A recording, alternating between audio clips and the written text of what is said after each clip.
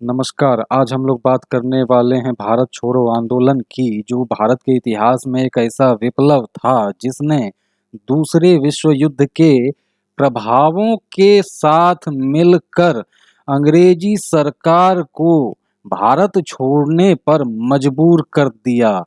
आज हम लोग उसी महान घटना को समझने का प्रयास करेंगे। आइए देखते हैं कि इसको किस प्रकार हम लोग भली भांति ढंग से बारीक तरीके से समझ सकते हैं। इसके लिए भारत छोड़ो आंदोलन की संपूर्ण घटना को हमने 3 वर्गों में बांट दिया ताकि अध्ययन में हमें सुविधा प्राप्त हो सके। पहला वर्धा प्रस्ताव, दूसरा अगस्त प्रस्ताव, तीसरा आंदोलन का प्रसार और उससे संबंधित तथ्य। वर्धा प्रस्ताव और अगस्त प्रस्ताव नाम चूंकि एक ही है, दोनों में प्रस्ताव शब्द जुड़ा हुआ है, लेकिन बारीक फर्क है। वर्धा प्रस्ताव कांग्रेस की कार्यकारिणी समिति से संबंधित है। कांग्रेस की कार्यकारिणी समिति की बैठक वर्धा में हुई थी जुलाई 1942 में। इसलिए वहीं पर एक प्रस्ताव गांधी जी के द्वारा प्रस्तुत किए जाने के बाद पहली बार तो ठुकरा दिया गया था कांग्रेस की कार्यकारिणी परिषद के द्वारा। जब गांधी जी ने चुनौती दी कि मैं कांग्रेस से भी बड़ा आंदोलन का सूत्रपात बालू की सहायता से कर सकता हूं, तो इस चुनौती से भयभीत होकर कांग्रेस कार्यकारिणी परिषद ने वर्धा में एक सम्मेलन का आयोजन, एक सभा का आयोजन किया, जिसमें भारत छोड़ो आंदोलन, जो कि गांधी जी के दिमाग की उपज थी, उससे संबंधित प्रस्ताव को पेश किया। इसलिए इस जुलाई 1942 की घटना को वर्धा प्रस्ताव के नाम से भारत के इतिहास में जाना जाता है। अगस्त प्रस्ताव अगस्त में 7 और 8 मान के चलते हैं, 7 से 8 अगस्त के मध्य 1942 में कांग्रेस का वार्षिक अधिवेशन हुआ था बंबई के ग्वालिया टैंक में। कांग्रेस का वार्षिक अधिवेशन, जिसमें जवाहरलाल नेहरू ने भारत छोड़ो आंदोलन से संबंधित प्रस्ताव पेश किया था। इसलिए इस घटना को अगस्त प्रस्ताव या अगस्त क्रांति के नाम से जाना जाता है।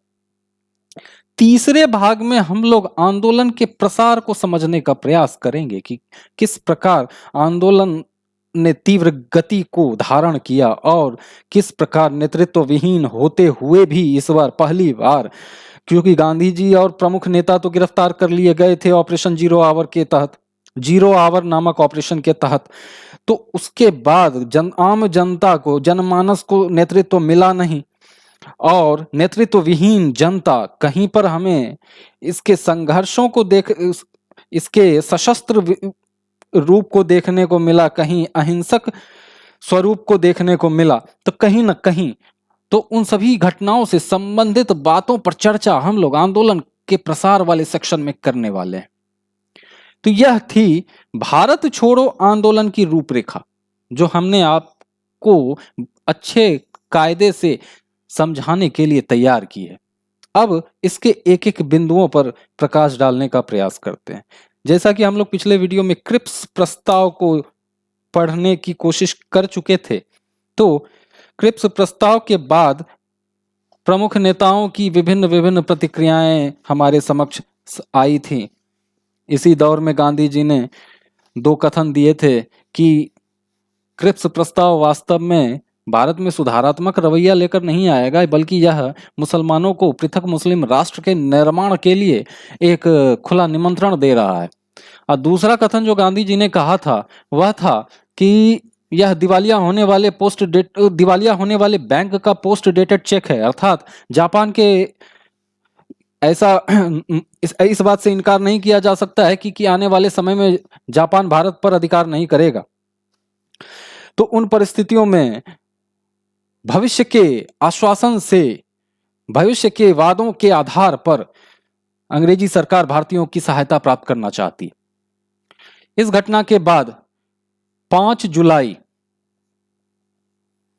5 जुलाई 1942 को हरिजन, जो कि गांधी जी की पत्रिका थी हरिजन, हरिजन में गांधी जी ने लिखा था कि अंग्रेजों भारत को भारतीयों के लिए छोड़कर जाओ, जापानियों के लिए नहीं, क्योंकि जापान बहुत तेज गति से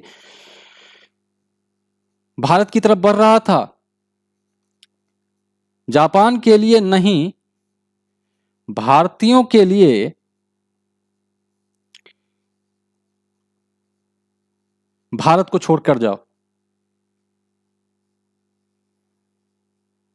छोड़कर जाओ। यह 5 जुलाई 1942 की घटना है। हम सीक्वेंस में पढ़ाने की कोशिश कर रहे हैं ताकि आपको कोई भी घटना आपके दिमाग से छूटे ना और आपको परीक्षा में कोई प्रश्न भी ना छूटे। 5 जुलाई की घटना है। इस घटना के कुछ दिनों के बाद, 2 या 3 दिनों के बाद, गांधी जी ने जुलाई 1942 में ही कांग्रेस की कार्यकारिणी परिषद समिति के समक्ष एक प्रस्ताव पेश किया कि अब समय आ गया है कि एक अंतिम प्रहार किया जाए और भारत छोड़ो आंदोलन का सूत्रपात किया जाए। कांग्रेस की कार्यकारिणी परिषद के समक्ष, कार्यकारिणी परिषद के समक्ष गांधी जी ने भारत छोड़ो आंदोलन का सूत्रपात करने का प्रस्ताव पेश किया था। भारत छोड़ो आंदोलन, या यूं कहें कि कार्यकारिणी परिषद के समक्ष भारत छोड़ो आंदोलन की रूपरेखा तैयार की थी, रूपरेखा प्रस्तुत की थी। लेकिन कार्यकारिणी परिषद ने इसे स्वीकार करने से इनकार कर दिया। उसके बाद गांधी जी दुखी हुए, नाराज हुए और उन्होंने कांग्रेस को कड़े शब्दों में, साफ अक्षर में चुनौती दे डाली और कहा कि हम अभी भी जिंदा हैं और हम कांग्रेस से भी बड़ा आंदोलन सिर्फ बालू से खड़ा कर सकते हैं। कांग्रेस इस बात का घमंड ना करें, मेरे बिना कांग्रेस कुछ नहीं है, क्योंकि जनमानस का समर्थन मेरे साथ है। इस तरह का मंतव्य गांधी जी ने कांग्रेस की कार्यकारिणी परिषद को दिया जब परिषद ने उनके भारत छोड़ो आंदोलन के प्रस्ताव को ठुकरा दिया था। इस घटना से कहीं ना कहीं कांग्रेस के मन में भय उत्पन्न हुआ। भय उत्पन्न होना लाजमी था, क्योंकि कहीं ना कहीं पूरा भारत, पूरा हिंदुस्तान सिर्फ गांधी जी को सुन रहा था, क्योंकि गांधी जी की नीतियों का ही परिणाम था कि अंग्रेजी सरकार कहीं ना कहीं क्रिप्स प्रस्ताव या फिर और भी बहुत सारी जो भी घटनाएं घटित हुई, उनकी सफलता उन घटनाओं को प्राप्त हो पाई सिर्फ गांधी जी के अहिंसक नीतियों के कारण। और कहीं ना कहीं सबसे बड़ी बात थी कि एकजुटता का माहौल उत्पन्न हुआ। जनमानस में यह स्पष्ट तरीके से यह निर्देश गया, यह सूचना गई कि आजादी प्राप्त करने के लिए एकजुट होना अनिवार्य है, अन्यथा ये अंग्रेज यहां से जाने वाले नहीं हैं। तो इस तरह का संदेश जनमानस में गया और बहुत सारी बातें थी जो अभी तक हम लोग पढ़ते हुए आए हैं। तो कहीं ना कहीं कांग्रेस को यह घबराहट हुई कि यदि गांधी जी अपना समर्थन वापस ले लेते हैं तो संभव है कि कांग्रेस असफल संस्था के रूप में विकसित हो जाए। तो इसी भय से भयक्रांत होकर कांग्रेस ने जुलाई 1942 में गांधी जी के प्रस्ताव को पारित कर दिया। गांधी जी के प्रस्ताव को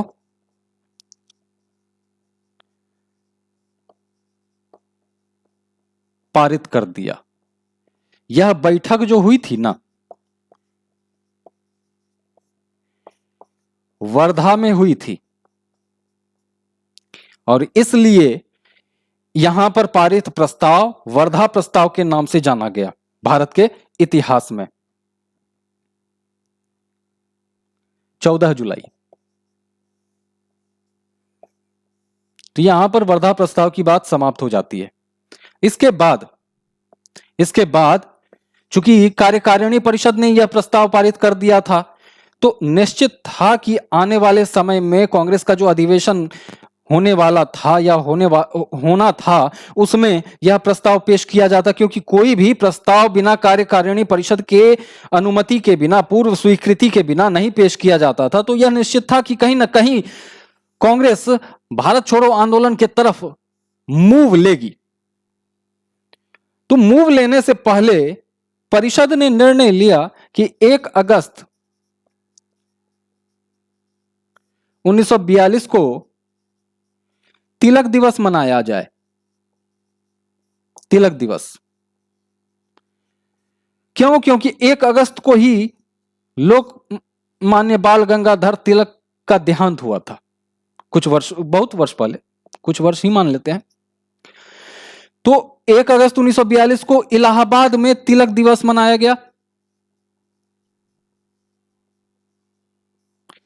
इसकी अध्यक्षता, इसमें जो सभा का आयोजन किया गया था, उसकी अध्यक्षता जवाहरलाल नेहरू ने की थी। जवाहरलाल नेहरू ने की थी। इसमें अपने अध्यक्षीय भाषण में जवाहरलाल नेहरू ने कहा था कि हम दुधारी तलवार से खेलने जा रहे हैं, संभव है कि ये उल्टा हम ही को काटे। दुधारी तलवार मतलब क्या? कि वैसी तलवार जिसके दोनों तरफ धार हो। और जवाहरलाल नेहरू के कहने का मतलब था कि हम लोग इसका प्रयोग अंग्रेजी सरकार के विरुद्ध तो करने जा जरूर रहे हैं, लेकिन हो सकता है कि इस दिशा में हम जरूर सफल हो जाएं, लेकिन हमें जापान के द्वारा निर्मित परतंत्रता की बेड़ियों को दोबारा ना पहनना पड़े। यह अर्थ था उस कथन का कि हम दुधारी तलवार से खेलने जा रहे हैं, संभव है कि उसकी प्रहार उल्टे हमें ही काटने के लिए हमारे पास आ जाए। तो यह तिलक दिवस इलाहाबाद में जो आयोजित किया गया था, उसमें जवाहरलाल नेहरू के द्वारा यह कथन दिया गया था। आगे बात करते हैं। उसके बाद, ये तो 1 अगस्त की घटना हो गई। 5 जुलाई, 14 जुलाई, 1 अगस्त। अब बात करते हैं आंदोलन की, भारत छोड़ो आंदोलन की। कार्यकारिणी परिषद ने तो यह प्रस्ताव पारित कर ही दिया था कि भारत छोड़ो, कांग्रेस की तरफ से भारत छोड़ो आंदोलन का सूत्रपात किया जाएगा अपने वर्धा प्रस्ताव में, जो कि 14 जुलाई 1942 को आयोजित किया गया था वर्धा में। अब बात करते हैं भारत छोड़ो आंदोलन की। 7 अगस्त, डेट वाइज याद रखेंगे तो ज्यादा बेहतर तरीके से परीक्षा में क्वेश्चन हिट होगा। 7 अगस्त 1942 कांग्रेस का वार्षिक अधिवेशन आयोजित किया गया था ग्वालिया में, ग्वालिया टैंक बंबई। कांग्रेस का अधिवेशन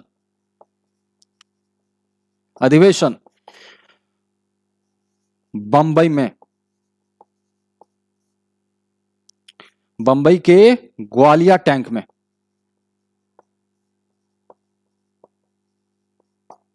इसकी अध्यक्षता अबुल कलाम आजाद ने की थी। अबुल कलाम आजाद ने इसकी अध्यक्षता की थी। इसी अधिवेशन में 7 अगस्त 1942 को जवाहरलाल नेहरू ने भारत छोड़ो आंदोलन का प्रस्ताव पेश किया, जो कहीं ना कहीं गांधी जी के दिमाग की उपज थी और उसकी विस्तृत रूपरेखा, संक्षिप्त रूप से तो रूपरेखा गांधी जी ने तैयार की थी, लेकिन विस्तृत रूप से रूपरेखा कार्यकारिणी परिषद में वर्धा प्रस्ताव में तैयार किया गया था। उस प्रस्ताव को जवाहरलाल नेहरू ने पेश कर दिया।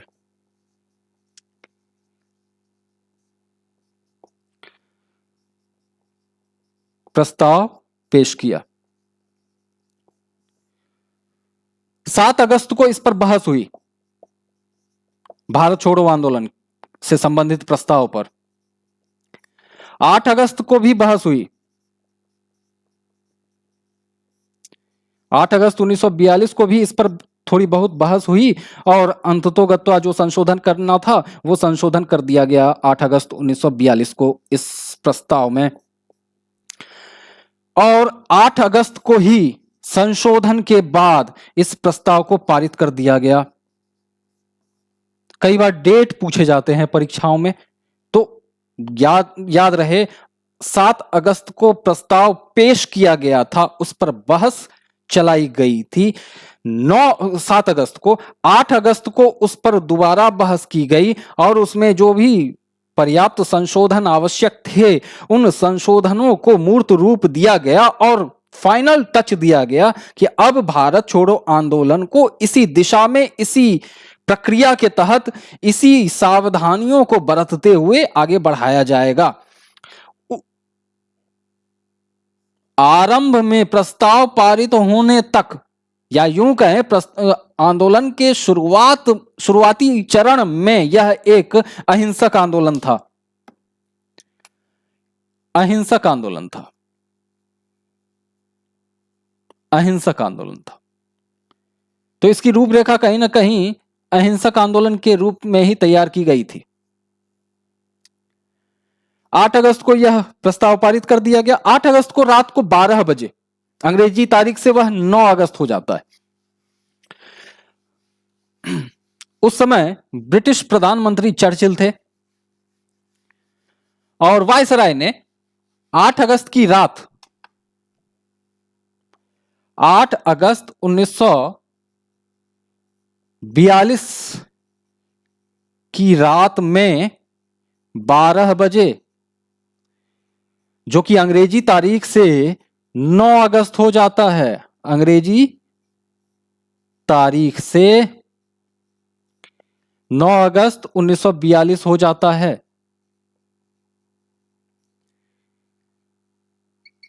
Operation zero hour, operation zero hour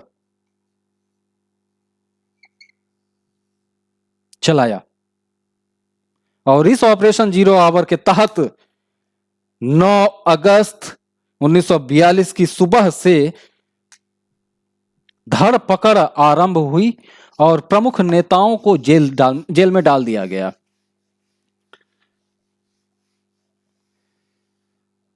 चार पांच प्रमुख जगहों के नाम जो अक्सर परीक्षा से संबंधित होते हैं उन पर चर्चा करना हम चाहेंगे। सबसे पहले आगा खां पैलेस। आगा खां पैलेस में महात्मा गांधी जी को रखा गया था। आपको कई पुस्तकों में यह देखने को मिलेगा कि आगा खां पैलेस में गांधी जी का तो नाम आता है, लेकिन कांग्रेस के अन्य प्रमुख नेताओं के रूप में संदर्भित आपको दिखेगा कि कांग्रेस के अन्य प्रमुख नेताओं को अहमदनगर के किले में रखा गया था, जबकि ऐसा नहीं था। आगा खां पैलेस में गांधी जी को रखा गया,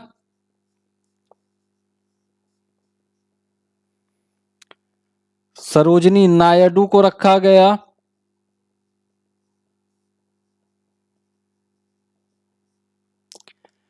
एन्नी बेसेंट को रखा गया और कस्तूरबा बाई को रखा गया, कस्तूरबा गांधी को रखा गया। गांधी जी की धर्म पत्नी कस्तूरबा गांधी। इन 4 लोगों को अहमदनगर के आगा खां पैलेस में रखा गया था। अब बात करते हैं आगा खां पैलेस में। उससे भी पहले बात करना जरूरी है कि जवाहरलाल नेहरू को अल्मोड़ा की जेल में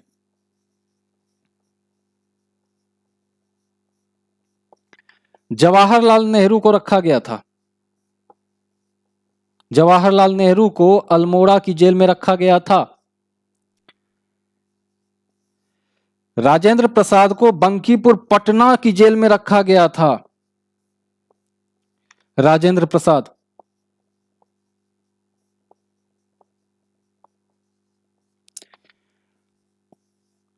अबुल कलाम आजाद को बांकुड़ा की जेल में रखा गया था, जो कि बंबई के ग्वालिया टैंक में आयोजित कांग्रेस के वार्षिक अधिवेशन के अध्यक्ष थे।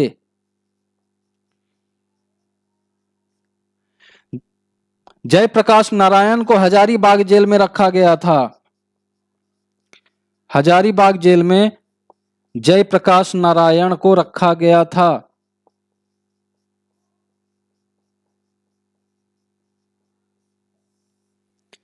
और बाकी कांग्रेस की कार्यकारिणी परिषद से संबंधित शेष अन्य सभी सदस्यों को अहमदनगर के किले में रखा गया था। अहमदनगर के किले में कार्यकारिणी परिषद के शेष सदस्यों को रखा गया था। ये तो हो गई परिस्थितियों की बात जो सिलसिलेवार तरीके से कलेक्शन के रूप में हम आप लोगों के समक्ष प्रस्तुत करना चाह रहे थे ताकि आपको याद करने में सुविधा हो। अब बात करते हैं इसके आंदोलन के शुरुआत की। 8 अगस्त 1942 को जब यह प्रस्ताव पेश किया गया था और उसके बाद पारित कर दिया गया था, उस समय गांधी जी ने 70 मिनट तक भाषण दिया। 70 मिनट का उनका भाषण इतना ज्यादा प्रभावशाली था कि आज भी हम लोग उस 70 मिनट की बातों को सुनना पसंद करते हैं और उससे इंस्पायर्ड होना पसंद करते हैं। इतना ज्यादा प्रभावशाली था कि पट्टाभी सीतारमैया ने उस दिन कहा था, पट्टाभी सीतारमैया ने उस दिन गांधी जी के बारे में कहा था कि गांधी जी में कोई देवता आज समा गए थे 70 मिनट के लिए, और उसी देवता के आशीर्वाद कहें या प्रभाव से गांधी जी 70 मिनट तक भाषण दे पाए। ये उनका अपना दिमाग नहीं था, ये किसी दैवीय शक्ति से प्रभावित होकर वो भाषण दे रहे थे। इतना प्रभावशाली भाषण था। इसी भाषण में गांधी जी ने एक नारा दिया, करो या मरो, करो या मरो, या तो इस बार आजादी ले लो नहीं तो आत्महत्या कर लेना। लेकिन शर्त वही, आंदोलन गुप्त तरीके से या हिंसक रूप से नहीं होना चाहिए। शर्त, आंदोलन गुप्त तरीके से या हिंसक स्वरूप में संचालित नहीं होना चाहिए। यह गांधी जी की प्रथम प्रायोरिटी थी। इस प्रकार आंदोलन का आह्वान की शुरुआत में गांधी जी ने करो या मरो का नारा दिया और कुछ निर्देश दिए।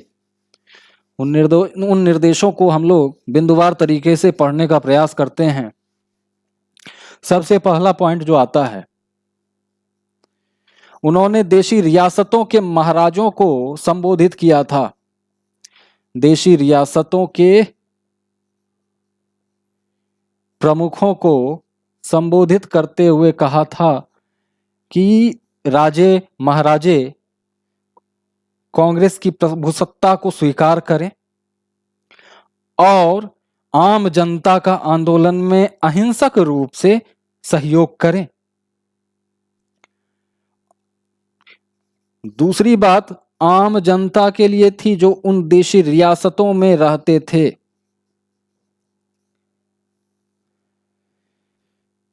राजा महाराजाओं की संप्रभुता का त्याग करके खुद को भारत का, खुद को हिंदुस्तान का नागरिक समझें और अपना कर्तव्य माने कि भारत छोड़ो आंदोलन को सफल बनाना है अहिंसक रूप से। यह दूसरा पॉइंट। तीसरी बात जो उन्होंने कही थी वह थी विद्यार्थियों को लेकर।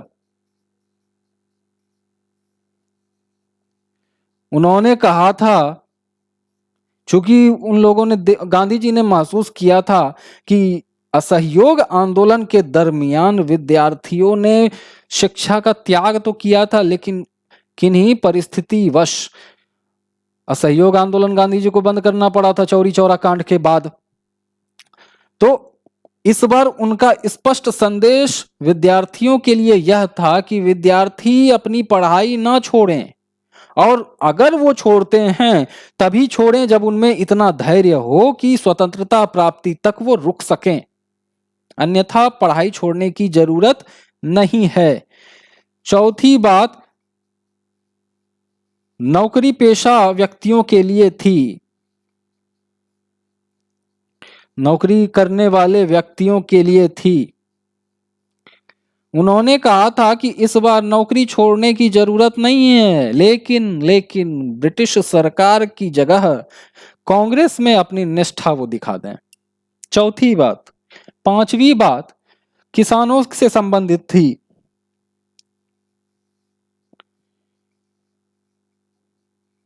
उन्होंने किसानों को संबोधित करते हुए कहा कि आप लोग जमींदारों को कर देना बंद कर दें। यदि जमींदारों के लिए थी कि जमींदार अत्याचार करना बंद कर दें और किसानों का सहयोग करें, और उसके अटैच्ड स्टेटमेंट में उन्होंने दिया था, किसानों से संबंधित मुद्दे थे कि यदि जमींदार किसानों को सहयोग अपना नहीं देते हैं तब उन परिस्थितियों में ये लोग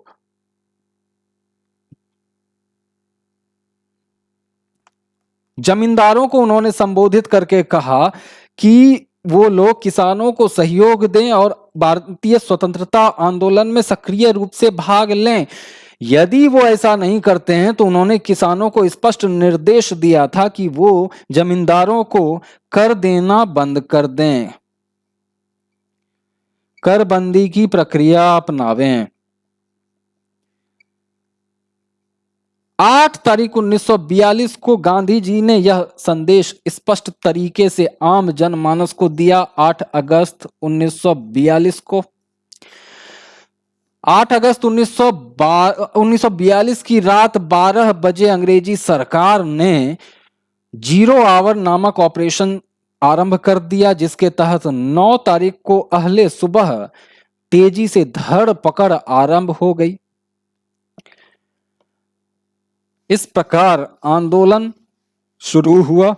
चूंकि प्रमुख नेता गिरफ्तार कर लिए गए थे, प्रमुख नेता गिरफ्तार कर लिए गए थे, अंग्रेजी सरकार के विरुद्ध भारतीय जनमानस में नाराजगी के साथ साथ रोष तो था ही, दुख भी था, क्योंकि वो अत्याचार कर रहे थे।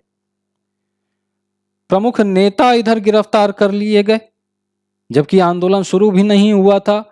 यह उनके गुस्से को बढ़ाने के लिए काफी था। हालांकि गांधी जी बार बार निर्देश दे रहे थे कि अहिंसक रूप धारण करो, अहिंसक मार्ग अपनाओ, अहिंसक आंदोलन को मूर्त रूप देने का प्रयास करो।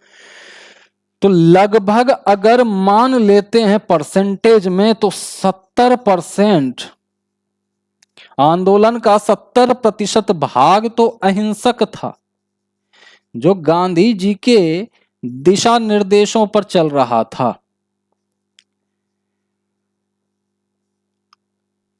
लेकिन 30% भाग जो आंदोलन का कह सकते हैं कि जहां पर अंग्रेजी सरकार ने बहुत गंदे तरीके से दमन की नीति अपनाई, वहां पर आम जनता ने अपना आपा खो दिया और हिंसक रूप धारण कर लिया। एक बात और, किसी भी आंदोलन का सबसे मजबूत पहलू होता है नेतृत्व विहीनता।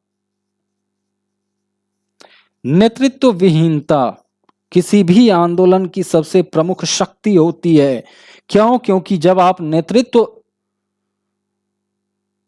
के साथ आंदोलन चलाते हैं तो नेतृत्वकर्ता अगर गिरफ्तार कर लिया गया तो आंदोलन तितर बितर हो जाएगा।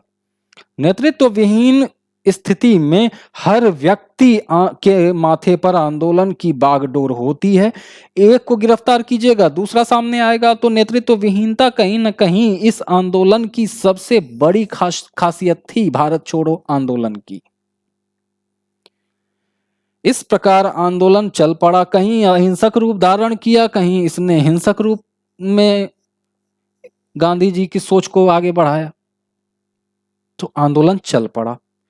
चूंकि प्रमुख नेता गिरफ्तार कर लिए गए थे तो इस हालात में कई प्रमुख नेता सामने आए और उन्होंने इस आंदोलन को नेतृत्व प्रदान करने का प्रयास किया, जिसमें सबसे पहला नाम जो आता है अच्युत पटवर्धन का। अच्युत पटवर्धन। दूसरा नाम आता है बीजू पटनायक। बीजू पटनायक। तीसरा नाम आता है अरुणा आसफ अली। आसफ अली। चौथा नाम आता है सुचेता कृपलानी।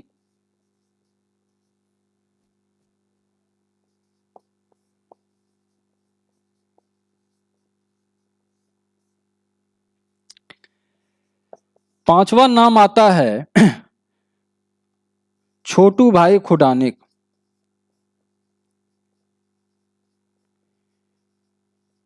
और ऐसे कई प्रमुख नेता थे जिन्होंने इस आंदोलन को विभिन्न क्षेत्रों में नेतृत्व प्रदान करने की कोशिश की। जैसा कि हम पहले बात कर चुके हैं कि नेतृत्व विहीनता इस आंदोलन की सबसे बड़ी खासियत थी, क्योंकि प्रमुख नेता गिरफ्तार कर लिए गए थे। दूसरी बात कि नेतृत्व विहीनता के कारण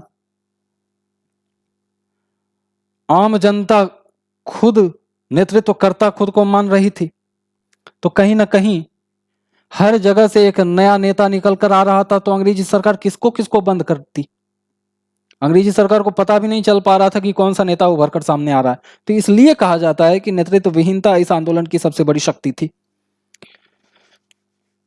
जयप्रकाश नारायण को हजारीबाग जेल में बंद कर दिया गया था, तो जयप्रकाश नारायण हजारीबाग से बाहर निकल गए और अंडरग्राउंड होकर आम जनता से छिपकर कहीं ना कहीं वो जनता का समर्थन कर रहे थे। अंग्रेजी सरकार से छिपकर आम जनता का समर्थन कर रहे थे और दिशा निर्देश दे रहे थे जयप्रकाश नारायण।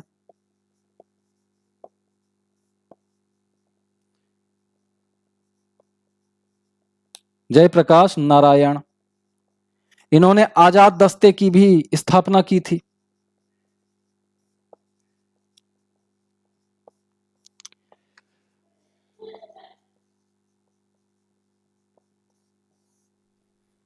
तो इस प्रकार जयप्रकाश नारायण का भी योगदान बहुमूल्य था इस आंदोलन में। अब बात करते हैं कि इसके प्रसार की। प्रसार इसके इस आंदोलन के प्रसार में सबसे बड़ी समस्या क्या थी कि संदेश का संचरण सबसे बड़ी समस्या थी। उस समय रेडियो सबसे प्रमुख साधन हुआ करता था। इसका बीड़ा उठाया उषा मेहता ने, जो कि बंबई से रेडियो का संचालन कर रही थी।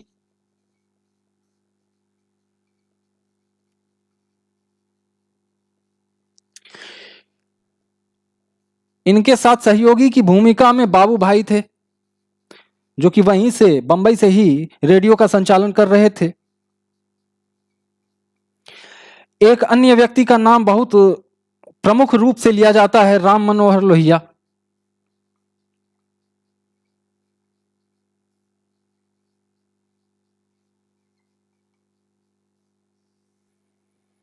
राम मनोहर लोहिया का भी नाम इसी सूचना प्रसारण से संबंधित है, क्योंकि इन्होंने भी रेडियो के माध्यम से संदेश भेजने में महत्वपूर्ण भूमिका निभाई थी। अब बात करते हैं 3 व्यक्तियों की जिन्होंने पिछले घटनाओं से सीख लेते हुए अपने पदों का त्याग किया था। पहला नाम आता है M.N. सरकार। पहला नाम आता है M.N. सरकार। दूसरा नाम आता है सर मोदी। सर मोदी। दूसरा नाम आता है M.N. सरकार। तीसरा नाम आता है अणे, सर अणे। पुस्तकों में इसी नाम से इनको दर्शाया गया है, सर अणे। सर उपाधि थी और अणे इनका टाइटल था। इन 3 लोगों ने वायसराय केंद्रीय परिषद से इस्तीफा दे दिया। केंद्रीय परिषद से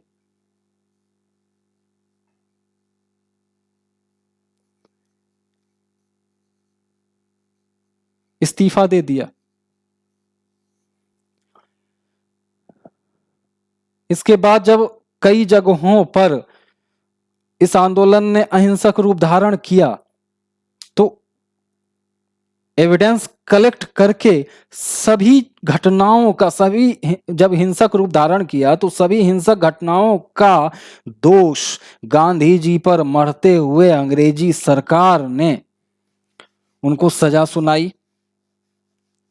तो गांधी जी ने अपने डिफेंस में बस इतना ही कहा था कि हिंसक आंदोलनों से मेरा कोई तात्पर्य नहीं है, मेरा कोई मतलब नहीं है। हमने आम जनता को सिर्फ अहिंसक आंदोलन चलाने के लिए प्रेरणा दी थी और इसी के साथ उन्होंने जनमानस को एक संदेश दिया कि अपने पीठ पर करो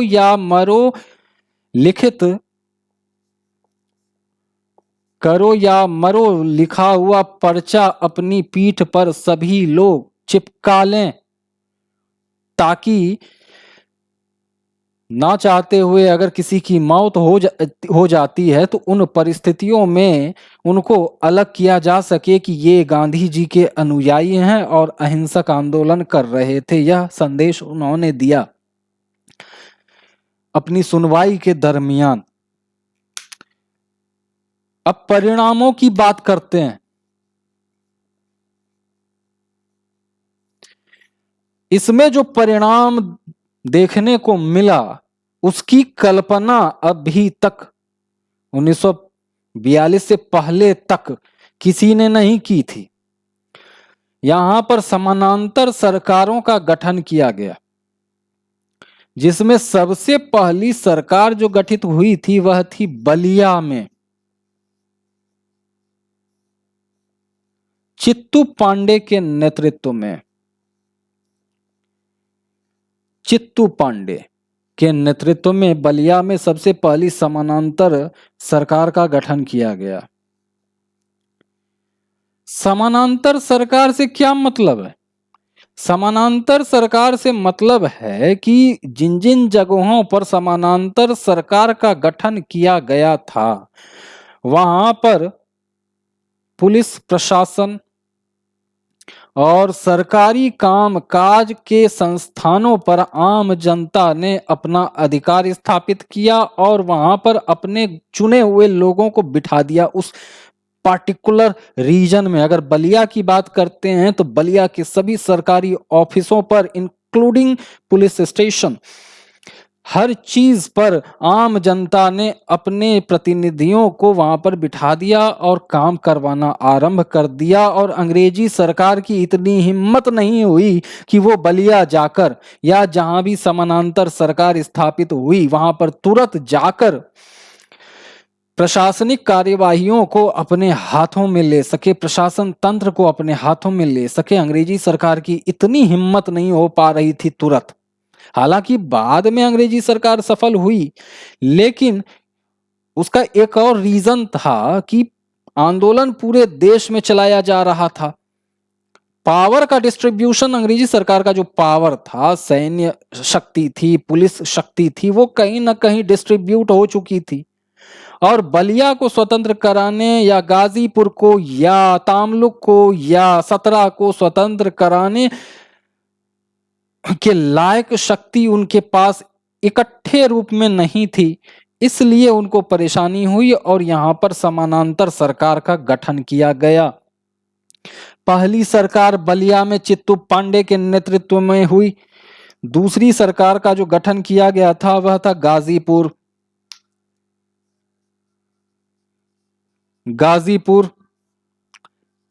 तीसरी सरकार का जो गठन किया गया था वह था तामलुक में। यहां पर समानांतर सरकार का गठन किया गया था। इस घटना की प्रमुख विशेषता थी कि 71 वर्षीय मातंगिनी हजरा नामक एक वृद्ध महिला ने झंडा को ऊपर रखा जब पुलिस वालों ने उनको गोली मार दी थी। यहाँ की सरकार, तमलुक की सरकार जातीय सरकार के नाम से प्रसिद्ध हुई।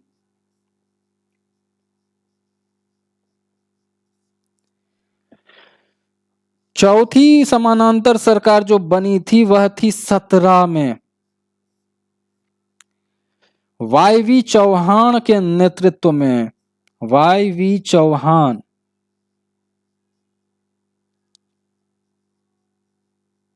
वाई.वी. चौहान के नेतृत्व में 17 में समानांतर सरकार का गठन किया गया था, जो सबसे दीर्घजीवी रही। इस प्रकार इसका परिणाम कहीं न कहीं बहुत ही ज्यादा अनएक्सपेक्टेड था, क्योंकि समानांतर सरकारों की संख्या ज्यादा थी। दूसरी बात, इसने कहीं न कहीं अंग्रेजी सरकार को सोचने पर मजबूर कर दिया कि अब वक्त आ चुका है कि हम हिंदुस्तान पर ज्यादा समय तक शासन नहीं कर पाएंगे। तीसरी बात, चीन के प्रमुख ने अमेरिका के राष्ट्रपति रूजवेल्ट को एक पत्र लिखा था, और उस पत्र में चीन के प्रमुख ने कहा था कि वक्त आ गया है कि भारत को अब अंग्रेजी सरकार को छोड़ देना चाहिए, स्वतंत्र कर देना चाहिए, और यह सबसे बेहतर नीति होगी अंग्रेजी सरकार के लिए। तो पहला पॉइंट,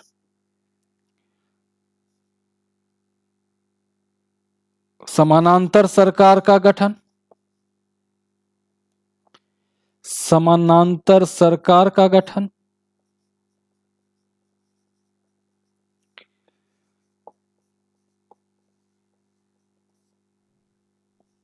दूसरा, अंतरराष्ट्रीय दबाव में वृद्धि, अंतरराष्ट्रीय दबाव में वृद्धि।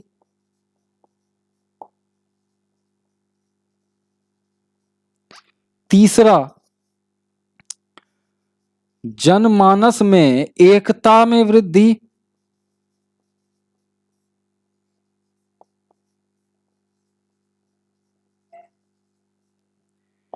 चौथा, अंग्रेजी सरकार के मन में, अंग्रेजी सरकार के मन में उत्पन्न भय।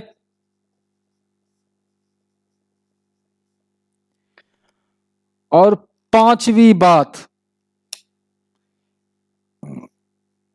स्वतंत्रता की उम्मीद में बढ़ोतरी। ये 4-5 प्रमुख परिणाम थे इस आंदोलन के। अब बात करते हैं विभिन्न नेताओं की, विभिन्न लोगों की प्रतिक्रियाओं की। तो कांग्रेस को छोड़कर अन्य प्रमुख दलों ने इस आंदोलन की कड़ी आलोचना की। यहां तक कि अंबेडकर साहब ने भी आलोचना की। उसके बाद मदन मोहन मालवीय, तेज बहादुर सप्रू ने, सी राजगोपालाचारी ने, जो कांग्रेस से संबंधित थे, इन सभी ने इस आंदोलन की कड़ी आलोचना करते हुए कहा कि गांधी जी ने हमें स्वतंत्रता से बहुत दूर ले जाने का काम किया है। समग्र रूप से देखें तो सभी की बातों का एक ही कंसेप्ट निकलता है कि उन्होंने वो लोग गांधी जी की नीतियों से खुश नहीं थे। तो इस प्रकार भारत छोड़ो आंदोलन का भारत के इतिहास में किस तरह और क्यों एक महत्वपूर्ण स्थान है, उनमें उससे संबंधित सभी बातों पर हमने चर्चा करने की कोशिश की। अगले अध्याय में कुछ नया सीखने का प्रयास करेंगे। तब तक के लिए जय हिंद।